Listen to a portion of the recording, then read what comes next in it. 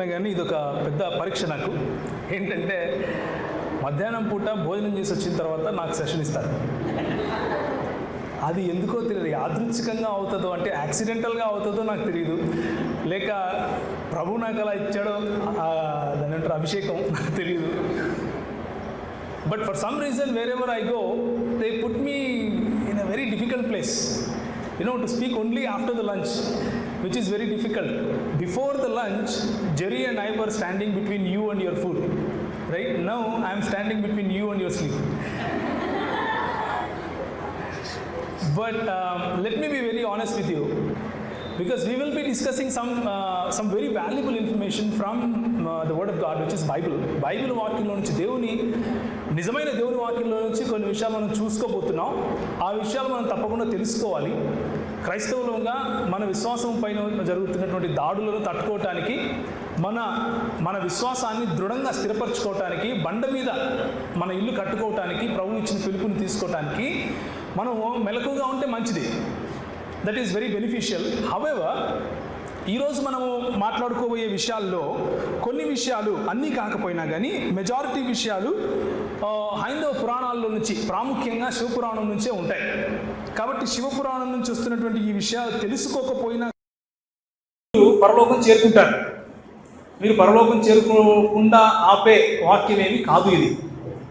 కానీ మీరు మీ దైనందిన జీవితంలో, మీ ప్రాక్టికల్గా మీరు వెళ్ళే లైఫ్లో, in your own practical life, when you face people, when you are especially these days, when the so-called pseudo religious sects are coming out, they are not really religious, they are not social, they are actually anti-communal, right?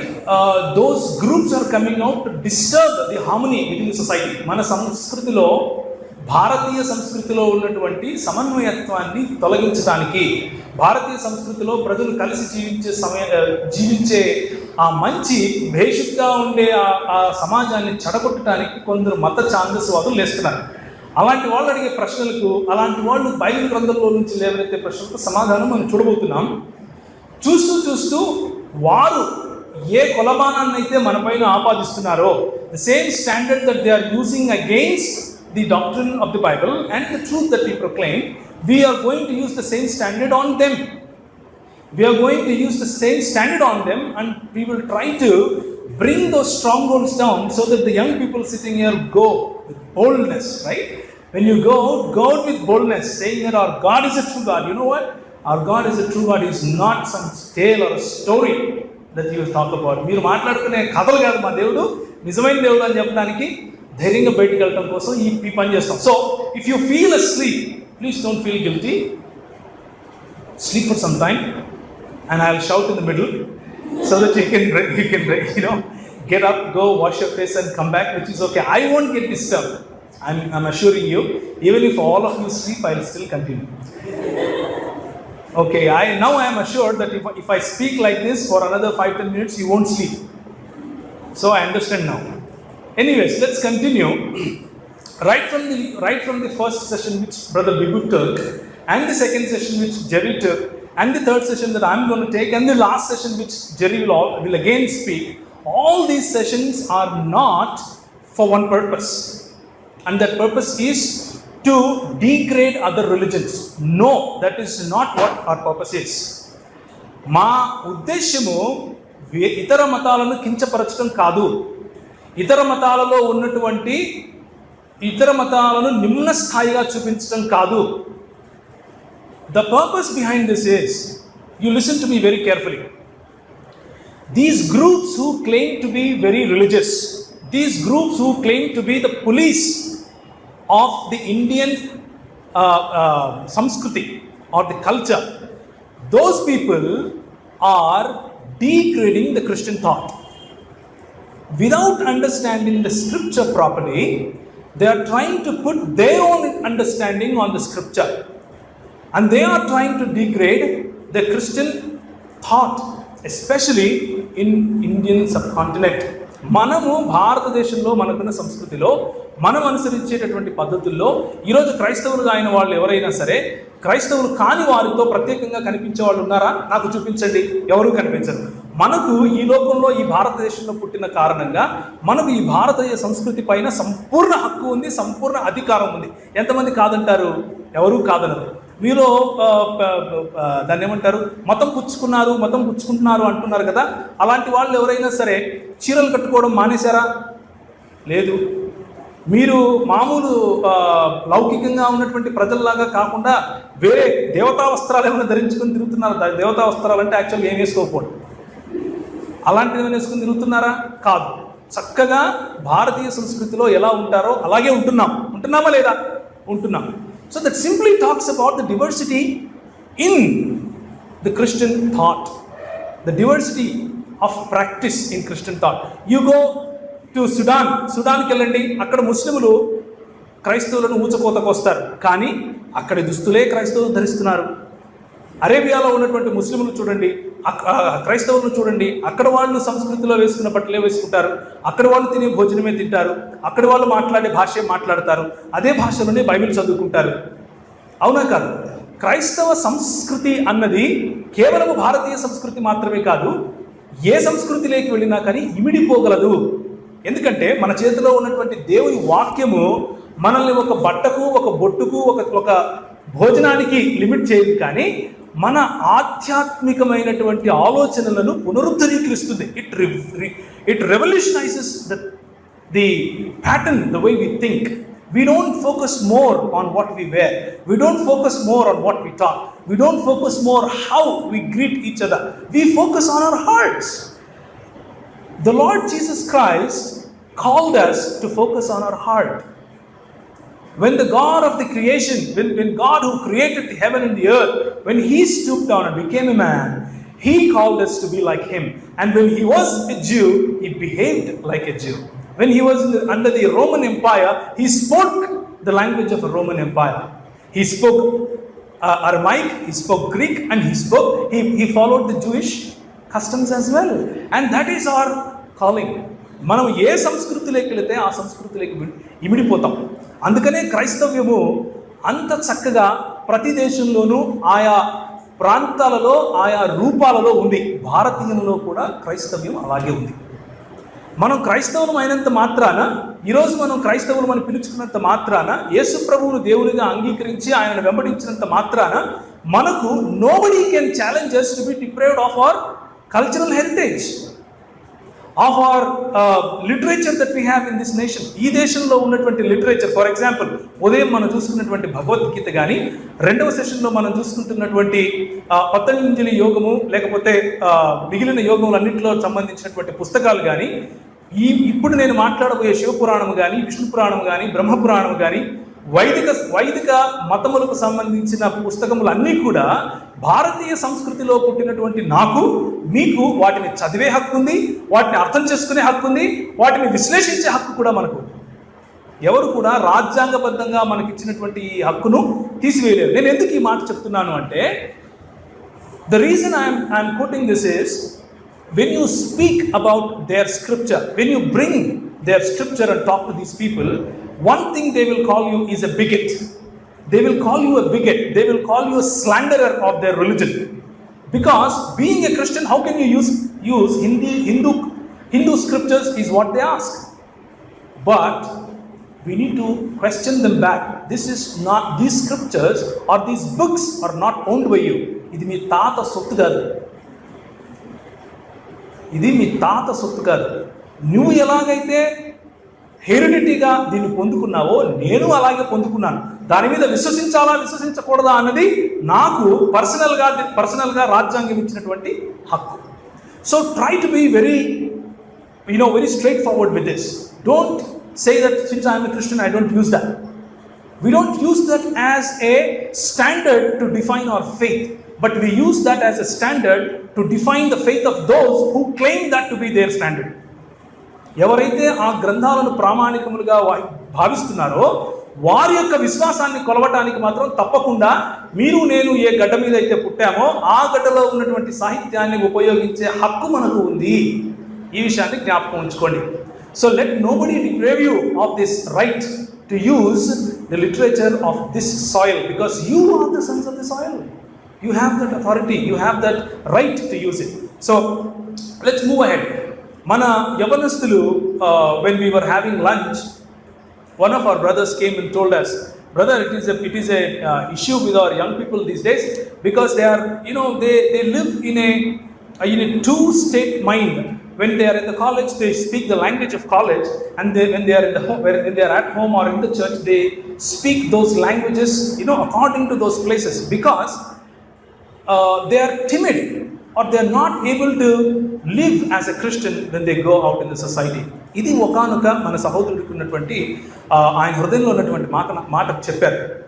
ఒక మాట గుర్తుంచుకోండి, if you are very sure about your faith, if you know that what you are following, whatever you are following from this book, the book that God gave you, the revelation of Jesus Christ that God gave you, the gospels on which you and I are built, మీరు అందులో ష్యూర్గా ఉంటే, you don't have to rethink about how you should conduct.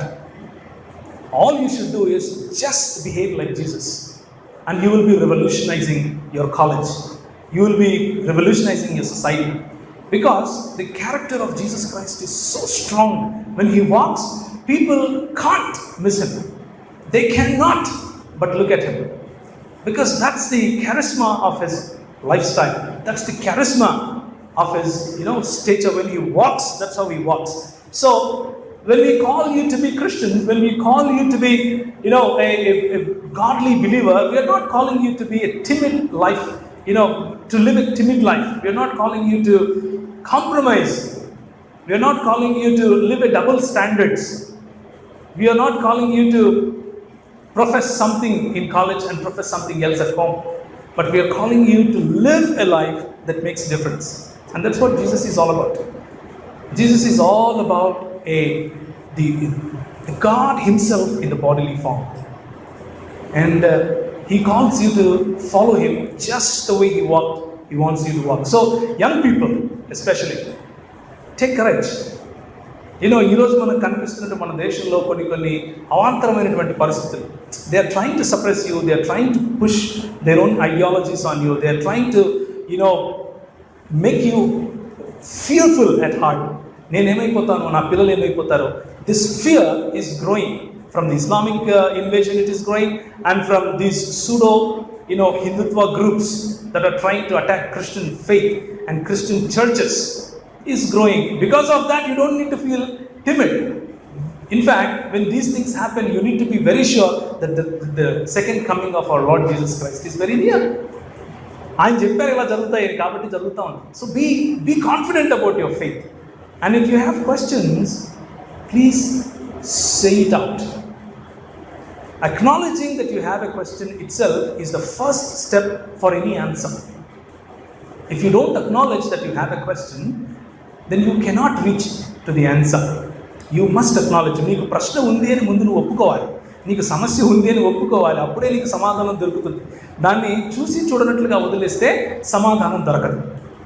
నేను ఎందుకు ఈ మాటలు చెప్తున్నాను అంటే, ఇప్పుడు మనం చూడబోయే విషయాలు అన్నీ కూడా కేవలము ఒక మతాన్ని డీక్రియేట్ చేయడం కోసమో, లేకపోతే ఇక్కడ కూర్చున్నటువంటి యవనస్తులకు ఒక రకమైన ఉద్వేగాన్ని నింపేసి పంపించడం కోసమో కాదు. ఇది చాలా కేర్ఫుల్గా కూర్చుని నిమ్మలంగా ప్రార్థనాయుతంగా, అలాగే వారు నమ్మేటటువంటి ప్రమాణాలను పరిగణనలోకి తీసుకుని చక్కగా చదువుకుంటూ చేసినటువంటి పని. ఈ పనిని చాలామంది అభినందించరు, కానీ ఒకవేళ మీకు ఉపయోగపడుతుంది అని అనుకుంటే నాకు చాలా సంతోషం అవుతుంది. ఎందుకు అంటే, మన దేవునికి వ్యతిరేకంగా రాసినటువంటి పుస్తకాలు మీరు ఈ మధ్య చూస్తూ ఉండొచ్చు. ఈరోజు ఉదయం బిబు చెప్పినటువంటి సెషన్ అంతా కూడా ఒక వ్యక్తి ఆంధ్ర ప్రాంతంలో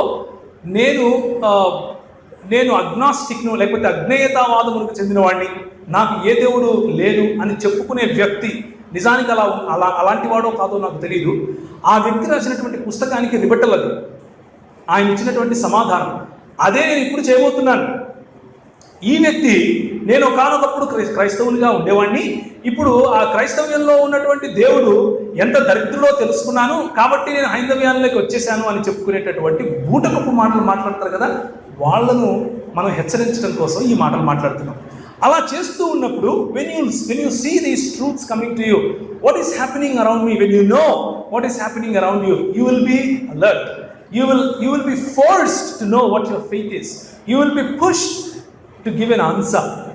And Bible says, when somebody asks questions against you, or when somebody asks, why do you believe what you believe, it is your responsibility to give answer to every question and every questioner. It is our responsibility. So let me start with that introduction, that it is our responsibility to answer. Whatever we are doing right from morning is not with a purpose to demolish other faiths, but with a purpose to defend our faith, to defend what we believe and why we believe, and also to warn others that before you come and question my worldview, you better check your own worldview, you better check your own faith. నువ్వు నా విశ్వాసాన్ని కొలవటానికి రావటానికి ముందు, నా విశ్వాసంలో ఉన్నటువంటి నా స్క్రిప్చర్ని కొలవటానికి ముందు, నీ స్క్రిప్చరు నీ దగ్గర ఉన్నటువంటి పుస్తకాలు ఒకసారి కళ్ళు తెరిచి చూడు అని చెప్పడానికి చేసే ప్రయత్నం. So don't get us wrong and don't get us we're some kind of bigots, anti every other religion అని కాదు. Right? So let's move ahead.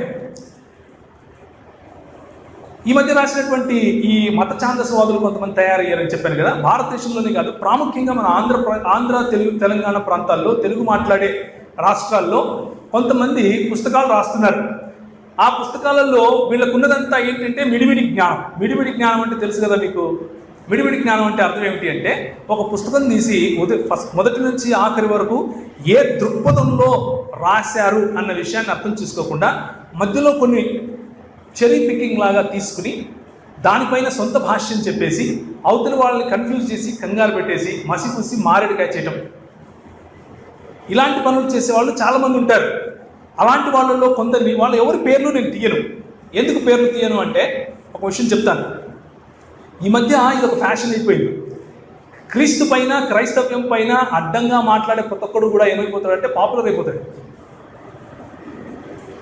నెత్తిని టోపులు పెట్టుకుని, గడ్డాలు పెట్టేసుకుని, కోట్లు వేసుకుని వచ్చేసి మీ దేవుడు మాకి దేవుడు ఒకటే అని చెప్పి కోట్లు సంపాదించే వాళ్ళు ఉన్నారు. మీ దేవుడు మా దేవుడు ఒకటి కాదు అని చెప్పడానికి క్రీస్తు మీద బురదేసే వాళ్ళు కోట్లు సంపాదించుకుంటున్నారు.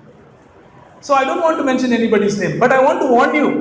నేను ఒక మాట అయితే చెప్తున్నాను మీకు, and that is, if you take channel ABN Andhra Jyothi. ABN Andhra Jyothi బయటకు చెప్పకపోయినా కానీ హిందుత్వాన్ని సపోర్ట్ చేయడం కోసమే అన్ని ప్రోగ్రామ్స్ చేస్తుంది, కాదంటారా? ABN ఆంధ్రజ్యోతి పేపర్లో 5 రోజులు వరుసగా ఏమార్చే మతం అని రాసి పబ్లిష్ చేశారు ఫ్రంట్ పేజ్లో, కాదంటారా? ఈ ఆంధ్రజ్యోతి లాంటి పేపర్స్ వీటి వెనకల ఉన్నటువంటి స్వాములు ఎవరో ప్రజలకు తెలియదా? వీటి వెనకలు ఉన్నటువంటి మత ఛాందస వాదులు ఎవరో ప్రజలకు తెలియదా? అన్నీ తెలుసు. కానీ మన దేశంలో ఏం చేస్తూ ఉంటారు అంటే, ఎవరిది పెద్ద నోరో వారికే పెద్ద ఓట్లు ఉంటాయి, ఎవరికి పెద్ద నోరో వారికే వర్తాసులు ఉంటాయి. మనది చిన్న నోరు, పర్వాలేదు, సత్యం మాట్లాడదాం, అటుపక్క ఇటుపక్క రెండు వైపులా సత్యం మాట్లాడదాం. ప్రభువు సత్యం వైపు ఉంటాడు. సత్యము వైపు ఉన్నవాడు ఎన్నటికీ చలించడు. ఇలాంటి చాలా వచ్చాయి. మొన్న ఒక ఆయన టీవీలో అంటున్నాడు, ముసుగు కప్పుకొని, స్వామి గారు, రవిస్తమించని బ్రిటిష్ సామ్రాజ్యం వచ్చింది, చేయలేకపోయింది అన్నాడు. అంటే ఆ మాట నేను మాట్లాడట్లేదు మీ ముందు, ఏమీ చేయలేకపోయింది అంటున్నాడు. ఇలాంటి మాటలు మాట్లాడే గురువులు ఉన్న రోజుల్లో మనం వాటిని సమర్థవంతంగా లేఖనముల ఆధారంగా మనం వాటిని ఎదుర్కోలేదనుకోండి, ఒకానొక రోజు మన పిల్లలు ఇలాగే తయారవుతారు, టిమిడ్గానే తయారవుతారు. బయట ఒక మాట, లోపల ఒక మాట మాట్లాడతారు. ఎందుకు మాట్లాడతారు అంటే, వాళ్ళకు ఉన్నటువంటి అభిప్రాయాలను చెప్పుకోవటానికి వారి గొంతును నులివేస్తున్నారు కాబట్టి. సంఘంలో మనము వారి గొంతును నిలబెట్టాలి. మన పిల్లల గొంతు నిలబడాలి అంటే తండ్రులుగా ముందు మన గొంతులు నిలబడాలి. ఏమైపోతారో, ఎవరు కేసులు పెడతారో, ఎవరేం చేస్తారో, నన్ను లోపలేస్తారేమో, గవర్నమెంట్ వాళ్ళు ఇది చేస్తారేమో, చేయనివ్వండి. ప్రభు కంటే ఎక్కువ అంటారా? ఏమి కాదు. కాబట్టి ధైర్యం మనకు ప్రభు నేర్పించాడు. చంపటానికి కాదు, ప్రభు కోసం చనిపోవటానికైనా ఆ ధైర్యం మనకు నేర్పించాడు. వీళ్ళు అంటారు, యెహోవా దేవుడు నిరాకారుడా లేకపోతే సాకారుడా? ఆయనకి శరీరం ఉందా లేకపోతే శరీరం లేదా? ఇంతకు రెండిట్లో ఏది నిజము? బైబిల్లోనేమో ఒక పక్క చూస్తే యెహోవా నిరాకారుడని, ఆయనకు ఆకారం లేదని, రాగద్వేషాలు లేవని, అక్కడెక్కడో ఉంటాడని డిస్క్రిప్షన్ ఉంది. ఇంకొక చోట చూస్తేనేమో అబ్రహాం దగ్గరికి వచ్చి భోజనం చేసేస్తున్నాడు, ఇంకొకరి దగ్గరికి వెళ్ళి నువ్వు కనిపించావంటున్నాడు, ఇంకొకరి దగ్గరికి వెళ్ళిపోతున్నాడు. ఏంటండి ఇది పరస్పరం వైరుధ్యంగా ఉన్నటువంటి మాటలు కదా. Isn't it a logical contradiction that God of the Bible has both a body and not a body? He is bodiless, he is formless at the same time. He is what a body? How is it possible? These are the questions that they raise. So this is the first question. Let's see. వాళ్ళు అనే విషయాలు కొన్ని చూడండి. ఆద్యంత్యాలు చావు పుట్టుకలు లేనివాడై ఉండాలి. ఎవరు? దేవుడు అనేవాడు. సామాన్య జ్ఞానానుసారంగా అంటే కామన్ సెన్స్లో God must be beginningless and endless. అవునా? అంటే ఈ షుడ్ బి ఇటర్నల్. యెహోవా దేవుడు ఆద్యంతాలు చావు పుట్టుకలు లేని వాడే. మరి విడివిడి జ్ఞానంతో నోరు పారేసుకునే వీళ్ళు మాత్రం మీ దేవునికి లక్షణాలు ఉన్నాయా అని అంటుంటారు. అయితే మనం ఉల్టా ప్రశ్నించాలి. ఇప్పుడు ఏమనంటే, అయ్యా మా దేవుడు కేవలము ట్రాన్సెండెంటల్ మాత్రమే కాదు. Is not just a transcendental God. It is a lack of understanding in you about the God of the Bible. He proclaims himself as నేను ఎవరికి అందని వాడిని, సమీపించరాని తేజస్సులో వసించేవాడు. ఆయన సంపూర్ణ మహిమలో నువ్వు ఆయన చూడాలంటే చచ్చూరుకుంటావు, నీ చేత కాదు. కానీ at the same time he is able to be innate with us. He is able to be in us, with us, for us. అవునా కాదు? That is the greatness of God of the Bible. నీకు ఆ సంపూర్ణ దృక్పథం తెలియకపోతే ఇలాంటి మిడిమిడి జ్ఞానంలో ఉన్నటువంటి ప్రశ్నలే వేస్తావు. So we're asking them back. అయ్యా మరి మీ దేవుళ్ళలో, శతకోటి దేవుళ్ళలో ఒక దేవుడు వినాయకుడు ఉన్నాడు కదా. వినాయకుడు దేవుడు అయినప్పుడు ఆయనకు తయారు చేయబడ్డాడా, ఆయనంతా ఆయన స్వయంభూగా వచ్చాడా అని అడిగితే సమాధానం ఉండదు. ఇది ఎక్కడి నుంచి తీసుకుంటున్నాం మనము? శివపురాణం వాల్యూమ్ నెంబర్ 2 నుంచి తీసుకుంటున్నాం. ముందుకు వెళ్ళినప్పుడు దాని రెఫరెన్స్లు కూడా ఉంటాయి. దేవుడు కేవలము ఆద్యంతాలు లేనివాడు మాత్రమే కాదు, చావు పుట్టుకలు లేనివాడే మాత్రమే కాదు, సర్వజ్ఞుడు అయి ఉండాలి అంటారు సామాన్య జ్ఞానంతో. అయితే నా ప్రశ్న ఒకటి ఆయనకు, ఈ పుస్తకం ఎవరైతే రాశారో, ఇలాంటి మాటలు ఎవరైతే మిడిమిడి జ్ఞానంతో మాట్లాడుతున్నారో వారికి నా ప్రశ్న, ఇది ఒక్కరేగా చాలా మంది ఉన్నారు, అందరికీ ప్రశ్న ఇది ఏంటంటే, సర్వజ్ఞత అన్నదానికి ముందు నిర్వచనం చెప్పాలి. సర్వజ్ఞత అన్నది నీ మైండ్కి అసలు అర్థమైందా అన్న విషయం చెప్పాలి. అన్నీ తెలిసిన వాడు దేవుడు అయి ఉండాలి అన్న విషయము నీ గ్రంథాల నుంచి ఏ కొటేషన్ బట్టి చెప్తున్నావు? దేవుడు సర్వజ్ఞుడు అయి ఉండాలి అని దేవుని వాక్యము బైబిల్ మాకు చక్కగా చెప్తా ఉంది, కాబట్టి మేము దానికి సమాధానం చెప్తాం. కానీ సామాన్య జ్ఞానంలో దేవునికి 6 లక్షణాలు ఉండాలి అని నువ్వు చెప్తున్నావు కదా. ఈ లక్షణాలు ఏ పురాణం నుంచి, ఏ వేదం నుంచి తీసుకొని చెప్తున్నావు? కొటేషన్ చేసి చెప్పాలి కదా. ఎందుకు చెప్పలేరో తెలుసా? ఎందుకు చెప్పలేరు అంటే వాళ్ళ దగ్గర రెఫరెన్స్ ఉండవు. వాళ్ళ పుస్తకాలు వాళ్ళకే తెలియదు. వాళ్ళు ఏం చేస్తారు అంటే, వెనకల ఒక సామి ముసుగు కప్పుకొని ఆడిస్తూ ఉంటే ముందు తోలు బొమ్మలాగా వీళ్ళు ఆడుతూ ఉంటారు. ఆ సామి ముందుకు ఎందుకు రాడు అంటే, ఆ సామి వస్తే ఆ సాములు వెళ్ళిపోతారు కాబట్టి. అంత పైకం పైన ఉంటుంది. మనకు అవసరం లేదు. సత్యాన్ని ఉన్నట్టుగా చెప్పాలి. సర్వజ్ఞుడైన దేవుడు పార్వతి స్నానం చేస్తుంటే బయట నిలబడింది పార్వతి కుమారుడు అని కూడా తెలుసుకోలేకపోయాడా? సర్వజ్ఞుడైన దేవుడు నా భార్య తన పెట్టుకునే లేపనంతోనే ఒక కుమారుని చేసుకుంది అన్న విషయం కూడా తెలుసుకోలేకపోయాడా? ఆ సర్వజ్ఞత గురించి మీరు మాట్లాడుతున్నారా? ఏ సర్వజ్ఞత నుంచి మాట్లాడుతున్నారు అన్న ప్రశ్న మనం వేయాలి అంటే మనకు తెలిసి ఉండాలి. ఏం తెలిసి ఉండాలి? మనమేం నమ్ముతున్నామో తెలుసుకోవాలి. అవతలి వ్యక్తి ఏ ప్రశ్నలు అయితే అడుగుతున్నాడో దానికి కావలసినటువంటి మెటీరియల్ కూడా మన దగ్గర ఉండాలి. దేవుడు సర్వశక్తిమంతుడై ఉండాలి. He must be omni potent. అయితే సర్వశక్తిమంతుడైన శివుడు ఒక భక్తుడిని సృష్టించి, ఆ భక్తుడు శివభక్తి చేసి చక్కగా మంచిగా ఒక వరం పొంది శివుణ్ణి చంపడానికి వచ్చాడు. ఇది సర్వశక్తిమంతిత్వం అంటారా? రెఫరెన్స్ ఇస్తాను మళ్ళీ. ఈ సర్వశక్తిమంతిత్వం గురించి మాట్లాడుతున్నారా? What kind of omnipotence are you referring to and where is it in your books? That's the question that we talk about. మీరు సామాన్య జ్ఞానంతో ఉండే దేవుడికి సంబంధించినటువంటి 6 లక్షణాలు చెప్తున్నారు. 3 లక్షణాలు నేను చెప్పాను. 3 లక్షణాలు నువ్వు నమ్మే దేవుడు లేవు. మరి అదెందుకు దేవుడు కాదు, లేకపోతే అదెందుకు దేవుడు, ఎందుకు దేవుడు కాదు అన్నదానికి సమాధానం చెప్పాలి. సర్వ సృష్టి స్థితి లయలకు కారకుడై ఉండాలంట. అంటే సృష్టించాలి, వాటిని మెయింటైన్ చేయాలి, దాన్ని లయకారకుడు కూడా అయి ఉండాలి. ఇంతకీ సృష్టిని సృష్టించిన వాడు యెహోవా దేవుడు అని బైబిల్ 100% చెప్తా ఉంది. ఒకసారి ఏం జరిగిందంటే, ఇదే శివపురాణంలో ఒక ఆయన సృష్టికర్త అయినటువంటి నేనే బ్రహ్మను అని చెప్పుకునే శివుడు కాకుండా, ఆయన సృష్టించినటువంటి సృష్టిలో ఒక సృష్టి బ్రహ్మగారు ఆయన సృష్టి చేయడానికి మొదలుపెట్టి ఫస్ట్ సృష్టి చేస్తున్నారు. సృష్టి చేస్తూ ఉంటే కొన్ని ఆబ్జెక్ట్స్ వచ్చాయి, కొన్ని వస్తువులు వచ్చాయి. ఆయనకు చాలా కోపం వచ్చేసింది. ఇంత కష్టపడి నేను 4 తలకాయలు వేసుకుని ఇలాగే రాస్తుంది, నా సొంత మాటలు కాదు, నేను చతుర్ముఖుడనై ఉండి అంటే 4 తలకాయలు వేసుకుని కూర్చొని నేను సృష్టి చేస్తుంటే ఏంటి బొమ్మలు గుడిగలు వస్తున్నాయి బయటికి అని శివనామ జపం చేస్తాడు. అయ్యా నాకేదైనా సహాయం చేయండి, నువ్వు పర్వాలేదులే, నువ్వు నన్నే నమ్ముకో, నువ్వు టెన్షన్ పడకు, మళ్ళీ చెయ్యన్నారు. అంటే ఆయన మళ్ళీ కూర్చుని మళ్ళీ సృష్టి ఆరంభించాడు. సృష్టి ఆరంభిస్తే చివరికి ఆఖరిలో అంతా ప్రయత్నించగా ఎవరు వచ్చారు? మనుష్యుడు వచ్చాడు. మనుష్యుడిని కిరీటం వంటి వాడంట. మనుష్యుడు దేనికి? సృష్టి యావత్తులోనూ కిరీటం వంటి వాడైనటువంటి మనిషి వచ్చినప్పుడు అప్పుడు బ్రహ్మ సంతోషపడ్డాడు. మన దేవుడు ఏం చేశాడు? కలుగును గాక అంటే ఏమైంది? కలిగింది సృష్టి.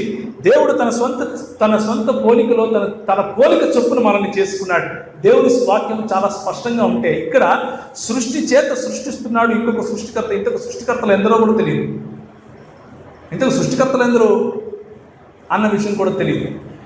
నీ దానిపైన నీకు అవగాహన లేకుండా అవతల వాటిపైన బుడత ఎందుకు వేయడం అన్నదే మన ప్రశ్న. సర్వవ్యాపకుడు అయి ఉండాలి అంటారు. అంటే అన్ని చోట్ల ఒకే సమయంలో ఉండగలగాలి. కైలాసగిరిలో తపోనిద్రలో నిద్రపోయే శివుడు ఏ విధంగా అన్ని చోట్ల ఉన్నాడు అన్న ప్రశ్నకు సమాధానం చెప్పగలగాలి కదా. సామాన్య జ్ఞానంతోనే we are asking the same common sense question. ఒకానొకసారి ఏం జరిగింది అంటే, పార్వతీదేవి గారు శివుడు ఇద్దరు కలిసి వారి డివైన్ స్పోర్ట్ అంటారు దీన్ని, అంటే వారి క్రీడలు, ఆ డివైన్ స్పోర్ట్లో వెళ్ళిపోయారు 1000 సంవత్సరాలు ఎక్కడా కనపడకుండా. వీళ్ళందరూ వెంబేలేకపోతున్నారు, మొత్తం దేవతలందరూ వెళ్ళిపోయారు. ఇది కూడా ఎక్కడుందంటే శివపురాణంలోనే 2వ వాల్యూమ్లో ఉంటుంది. నేను మీకు ఇప్పుడు కోట్ చూపిస్తాను దీని తర్వాత. ఆయన వెళ్ళిపోయి వాళ్ళ క్రీడల్లో వాళ్ళు ఉంటే ఒక 1000 సంవత్సరాలు దేవతలందరూ భయపడిపోయి ఎక్కడికి వెళ్ళిపోయారని వెతకడం మొదలుపెట్టారు. సర్వవ్యాపిని వెతకడం ఏంటి? సర్వవ్యాపిని వెతుకుతారా? Do you search the omnipresent God? అవతల వాడిని ప్రశ్నించేటప్పుడు నాది నేను తెలుసుకోవాలి. నాది నేను తెలుసుకుని అవతల వాడిని ప్రశ్నిస్తే బాగుంటుంది కదా. కాబట్టి కాస్త జ్ఞానం కలిగి వాళ్ళు ప్రవర్తిస్తారు కనీసం ఈ వీడియో చూసిన తర్వాత అని అనుకుంటున్నాను. రాగద్వేషాలకు అతీతుడై ఉండాలంట. అంటే యెహోవా దేవుడు చాలా కోపం గలవాడు, పోయే కొద్ది వస్తాయి. అవన్నీ కూడా మనం రెఫరెన్స్లతో మాట్లాడుకుందాం. ఈయనకి చాలా ఇమోషనల్, ఒక వెంటనే కోప్పడిపోతాడు, మళ్ళా సంతోషపడిపోతాడు, నేను తిడతాడు, అసూయ ఎక్కువ ఆయనకు, ఇలాంటి మాటలు మాట్లాడాడు ఆ పుస్తకంలో. వాటిని ఒకదాని తర్వాత ఒకటి అన్ని చూద్దాం ఇప్పుడు మనకు సమయం ఉన్నంతలో. కానీ రాగద్వేషాలకు అతీతమై ఉన్నవాడు కేవలం యెహోవా మాత్రమేనా? అందరు దేవుళ్ళు అలాగే ఉండాలా? నీకున్న దృక్పథంలో నువ్వు ఏ శివుణ్ణి అయితే దేవుడిగా కొలుస్తున్నావో ఆ మహాకాలుడు, త్రినయనుడు, ఆయనకు క్షణికావేశం రాదా? క్షణికావేశంలో సొంత కుమారుని చంపుకోలేదా? క్షణికావేశంలో ఆయన శుక్రకణాన్ని ఎక్కడ దాచిపెట్టాలో తెలియక 10 మంది పైన ప్రయోగం చేసినటువంటి విషయాలు తెలుసుకోలేదా? మర్చిపోయేటుంటారు. మర్చిపోయే వాళ్ళు మనకు గుర్తు చేస్తున్నారు. ఏమని? రోజు బైబిల్ చదువుతారు వీళ్ళు, కానీ వీళ్ళ దేవుడి గురించి తెలియదు అని చెప్తున్నారు. ఇప్పుడు చూద్దాం, మనకు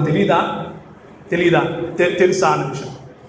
సో ఎప్పుడైనా సరే ఇలాంటి వాళ్ళతో మనం మాట్లాడుతున్నప్పుడు, ముఖ్యంగా రాబోయే సంవత్సరాల్లో ఇదే మనకు జరగబోతా ఉంది. క్రైస్తవ్యాన్ని 2020కి సంపూర్ణంగా సమాప్తం చేస్తాము అన్నది ఈ మత ఛాందసవాదుల యొక్క ఆరోపణ, లేకపోతే వాళ్ళ యొక్క ఛాలెంజ్. క్రైస్తవ్యాన్ని అంట 2020కి నామరూపాలు లేకుండా చేస్తారంట. చాలామంది వచ్చారు, చేస్తామన్న వాళ్ళందరూ వెళ్ళిపోయారు. మనం ఇక్కడే ఉన్నాం, మీరు వెళ్తారు అని చెప్పడం కోసమే ఈ మాటలు. సో ఎవరైతే మన దృక్పథాన్ని ప్రశ్నిస్తారో తిరిగి వారి దృక్పథాన్ని ప్రశ్నించండి.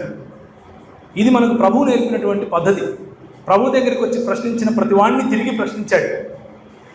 ఎక్కడ కూడా డైరెక్ట్గా సమాధానం చెప్పలేదు. డైరెక్ట్గా సమాధానం చెప్తే అది ప్రశ్న రూపంలోనే చెప్పాడు.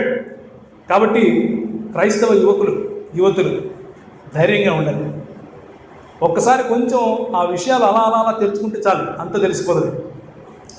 సో ఎవరైతే ఇలాంటి మాటలు మాట్లాడుతున్నారో చిల్లర మూకల్లాగా వాళ్ళని నేను హైందవులుగా అసలు గుర్తించను.